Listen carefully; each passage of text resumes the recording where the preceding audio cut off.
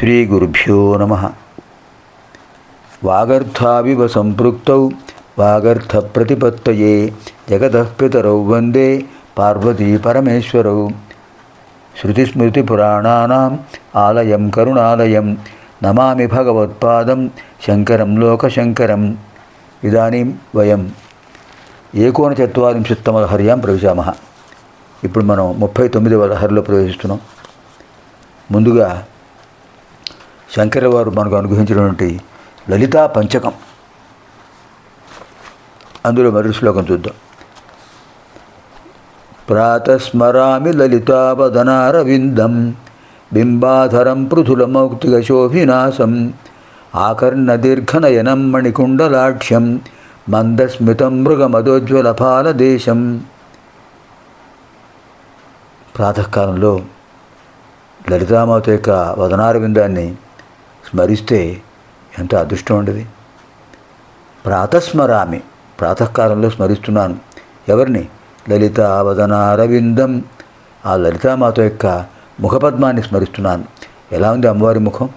బింబాధరం, దొండపండు వంటి పెదవి. పృథుల మౌక్తిక శోభినాశం, మంచి ముత్యంతో అలంకరించబడిన ముక్కెరతో కూడిన నాసిక. ఆకర్ణ దీర్ఘనయనం, చెవి వరకు వ్యాపించిన విశాలమైన నేత్రాలు. మణికుండలాక్ష్యం, రెండు చెవులకు అద్భుతమైన మణికుండలాలున్నాయి. ఇంకా ఆ వదనం, అమ్మవారి ముఖం ఎలా ఉంది? మందస్మితం, మధురమైన మందహాసం. మందస్మితం, చిరునవ్వు. మృగమదోజ్వల ఫాలదేశం, మృగమద ఉజ్వల ఫాలదేశం. మృగమదం అంటే ఏమిటి? కస్తూరి. ఒక రకమైన జింక ఉంటుంది, హిమాలయ ప్రదేశాల్లో ఉంటుంటే దాన్ని కస్తూరి మృగం అంటారు. ఆ జింక నాభిస్థానంలోంచి ఒక స్రావం వస్తుంది, అదే కస్తూరి. విశేషమైనటువంటి సుగంధ ద్రవ్యం, ఔషధం కూడా. పిల్లలకు కస్తూరి మాత్రలు ఇస్తుంటారు అజీర్ణం రాకుండా. కస్తూరి సుగంధ ద్రవ్యం. అలాంటి కస్తూరితో కూడిన తిలకం పెట్టారు నుదుట అమ్మవారికి. కస్తూరి తిలకం లలాట బలకే, అద్భుతమైన భావన.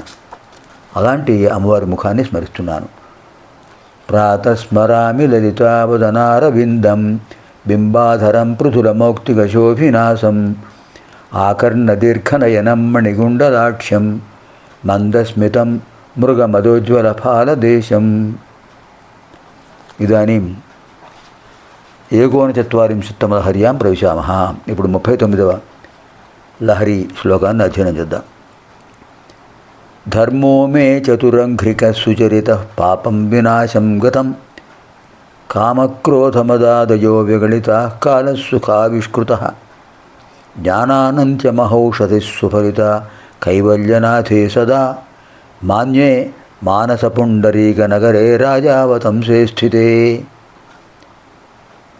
ధర్మో మే చతురంఘ్రిక సుచరిత పాపం వినాశం గతం కామక్రోధమదాదయో విగళితా కాలసుఖావిష్కృత జ్ఞానానంత్య మహౌషధి సుఫలిత కైవల్యనాథే సదా మాన్యే మానసపుండరీకనగరే రాజావతంసే స్థితే.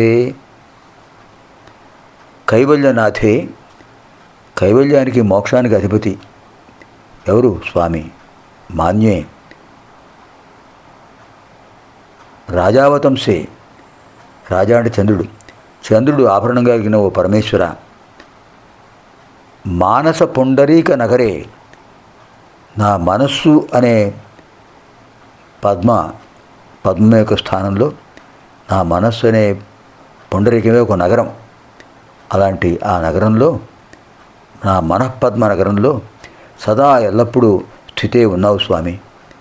మే నాకు సుచరిత, మంచి బాగా ఆచరించబడినటువంటి, అంటే ఆచరించదగినటువంటి ధర్మం ఏమిటి? చతురంఘిక, ఆ ధర్మం 4 పాదాలు కలిగింది. దానివల్ల ఏమైంది? పాపం వినాశం గతం, నాలో ఉన్న దోషాలన్నీ పోయాయి. కామక్రోధ మదాదయ, కామము, కోపము, గర్వము మొదలైన అంతఃశత్రువులు, కామక్రోధ లోప మోహ మదమాత్సర్యాలు, ఇవన్నీ కూడా విగళితాహ, పూర్తిగా రాలిపోయాయి, తొలగిపోయాయి. కాలసుఖావిష్కృత, అద్భుతమైన సంతోషాన్ని పొందేటువంటి కాలం వచ్చేసింది స్వామి. మీరు అనుగ్రహించారు. జ్ఞానానంత్య మహౌషధి, జ్ఞాన ఆనంత్య మహౌషధి, జ్ఞానంతో కూడినటువంటి శాశ్వతమైన మోక్షం ఏమిటిది? ఔషధి, గొప్ప ఔషధం అది.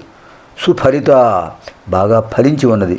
జ్ఞానానంద మహౌషధి, అది మీ అనుగ్రహంతో నాకు లభించింది. కారణం, చంద్రుడు ఔషధీశుడు, ఔషధీపతి అంటారు. చంద్రుడి యొక్క అనుగ్రహంతో ఔషధులు బాగా విశేషమైనటువంటి ఫలితాన్ని కలిగిస్తాయి. చంద్రకాంతితో శక్తివంతములై. ఇప్పుడు చంద్రుడు పరమేశ్వరుడు యొక్క శిరస్సుపై ఉన్నాడు. అంతే పరమేశ్వరుడు అనుగ్రహిస్తే ఆ చంద్రుడి యొక్క విశేషమైన చంద్రికా ప్రసారం వల్ల, వెన్నెల ప్రసరించడం వల్ల అద్భుతమైన మోక్షం నాకు కలుగుతుంది. మోక్షం అనే ఫలం నాకు కలుగుతుంది. ఇంకా దుర్భిక్షం ఎందుకు ఉంటుంది? అంతా సుభిక్షమే కదా. ఇది రూపకాలంకారం. ఓ స్వామి, మోక్షాధిపతి మీరు, చంద్రశేఖరులు. ఇంకా నా మనస్సు అనే పద్మనగరం, నా మనఃపద్మ నగరాన్ని మీరు పరిపాలిస్తున్నారు. అందుచేత ఏమైంది? ధర్మదేవత 4 పాదాలతో నడుస్తుంది. పాపం తొలగిపోయింది. కామ, క్రోధ, లోభ, మోహం, మదమాత్సర్యాలని కూడా అంతఃశత్రువులు అందరూ పారిపోయారు. కాలం సుఖంగా గడుస్తుంది. జ్ఞానం అనేటువంటి అద్భుతమైన మోక్షం అనే ఔషధం అద్భుతంగా ఫలించింది చంద్రికా ప్రసారం వల్ల. ఇప్పుడు నా మనోనగరం సుభిక్షంగా ఉన్నది. అంచేత మీ అనుగ్రహంతోనే ఇదంతా కలిగింది. అంటే శివుడు మంగళకరుడు, ఆయన అనుగ్రహిస్తే అంతా విశేషమైన ఆనందమయమే, శివానందం. ధర్మో మే చతురంఘ్రిక సుచరిత పాపం వినాశం గతం కామక్రోధమదాదయో విగళితా కాలసుఖావిష్కృత జ్ఞానానంత్య మహౌషధి సుఫలిత కైవల్యనాథే సదా మాన్యే మానస పుండరీక నగరే రాజావతంసే స్థితే. ఆయన రాజావతంసుడు, చంద్రుడు శిరస్సుపై అలంకారంగా ఉన్నవాడు. అంతేత చంద్రుడు ఔషధీపతి.